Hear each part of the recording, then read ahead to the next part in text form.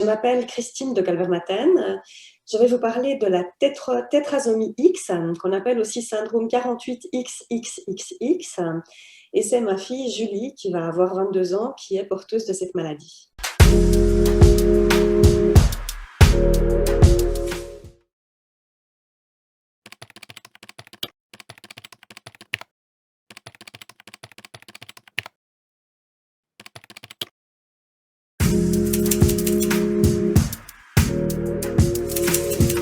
Il n'y a pas de raison de ne pas en parler, en fait. C'est important, c'est un sujet important. Et moi, j'ai eu plusieurs fois, par exemple, des contacts avec les mamans des petits copains de notre fille. Elle en a eu quelques-uns.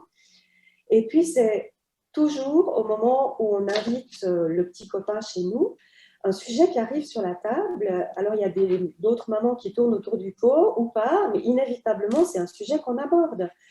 La dernière fois, par exemple, la maman du petit copain m'a dit bon, merci beaucoup de l'avoir invité, c'est cool, mais il va dormir où? La réponse, elle a été très simple. Eh bien, Julie, elle a des lits gigognes dans sa chambre, donc il y a 2 lits séparés. Et puis voilà, après, le reste leur appartient. Hein. Je ne vais pas poser de questions à ma fille, et puis je ne vais pas poser de questions à ce garçon non plus. Et puis sa maman, ben, elle n'était pas très à l'aise non plus d'en parler, hein, mais en même temps, on aurait bien tort de tourner autour du pot parce que c'est un sujet important.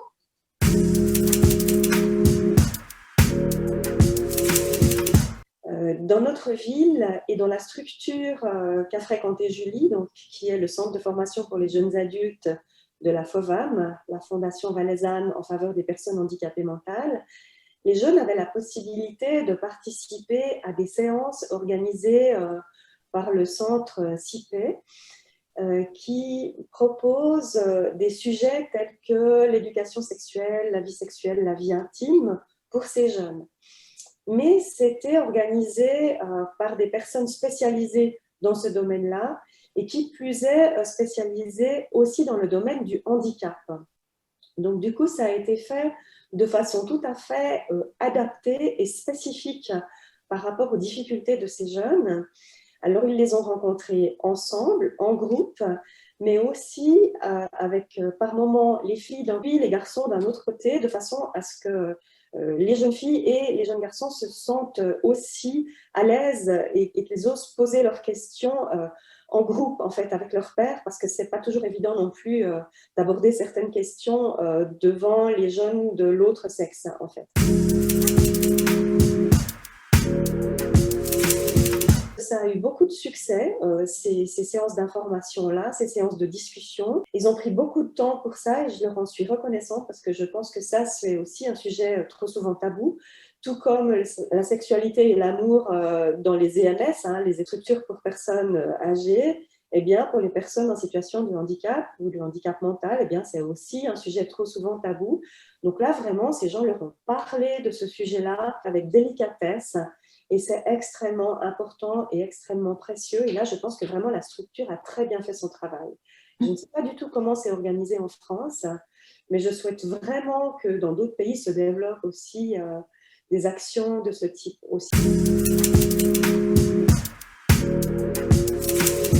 Quelque chose de très important aussi, c'est que les jeunes n'ont parfois pas la possibilité de poser ces questions-là à la maison. Parfois, ces jeunes, ils ne souhaitent tout simplement pas en parler à la maison. Et ça, c'est encore un autre aspect, c'est que papa et maman ont parfois beau être très ouverts, mais c'est trop difficile pour le jeune de parler avec ses parents de ce type de sujet.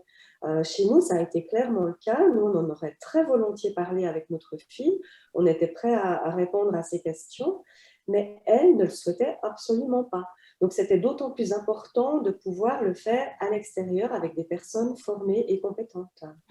Mais elle était très gênée quand on abordait ce sujet à la maison et elle n'en avait vraiment pas du tout envie. Et en général, quand le sujet arrive sur la table, chez nous, la réplique qui fuse, c'est «Ah, mais est-ce qu'on est vraiment obligé de parler de ça?» Bon, on respecte sa sphère privée, sa sphère intime, et puis il n'y a pas de problème avec ça. Mais du moment qu'elle peut en parler avec quelqu'un et qu'elle est bien conseillée et bien orientée, c'est ce qui compte. Si elle a noué une relation tout à fait bonne avec sa gynécologue, en qui elle a totalement confiance, et C'est très important. Et puis, du coup, moi, comme maman, je suis pleinement rassurée puisque je sais qu'elle peut en parler avec sa gynécologue et c'est très bien comme ça.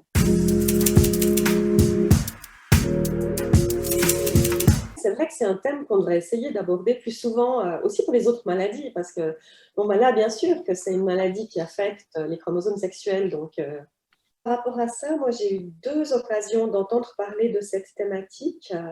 Une fois où c'était planifié, j'avais participé à une journée d'information pour les personnes atteintes de maladies neuromusculaires. C'est en fait une association dont notre fille est membre également parce qu'elle présente des manifestations musculaires de sa pathologie. Et puis, il y avait un orateur qui a parlé de sexualité et là, différentes personnes qui étaient atteintes dans leur santé, mais surtout au niveau de la motricité, donc, étaient là et ont beaucoup parlé de sexualité. On a dû parler des proches aidants et comme je suis aussi membre de l'association Proches aidants de notre canton, j'y avais été invitée à présenter nos prestations.